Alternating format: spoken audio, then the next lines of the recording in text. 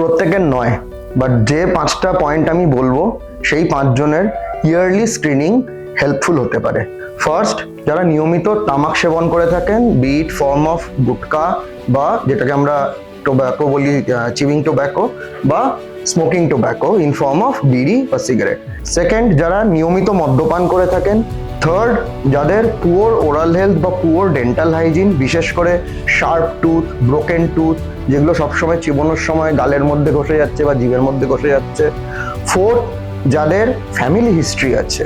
Fifth, last, যাদের বাচ্চা বয়সে বা চাইল্ডহুডে কোনো অন্যরকম অসুখের জন্য একটা রেডিয়েশন এক্সপোজারের হিস্ট্রি আছে। সেই 5টি রিস্ক ফ্যাক্টরের যে কোনো একটি যদি আপনাদের কারোর মধ্যে বা আপনাদের বন্ধু বান্ধবদের কারোর মধ্যে প্রেজেন্ট থাকে, তাদের কাছে আমার একটাই অনুরোধ, যত আর্লি, কোনো রকম আর্লিয়েস্ট মুখের মধ্যে কোনো রকম ঘা বা কোনো রকম টিউমার, গলার মধ্যে কোনো অস্বাভাবিক ফোলা হলে দ্রুত ক্যান্সার চিকিৎসক বা ক্যান্সার বিশেষজ্ঞের পরামর্শ নিন।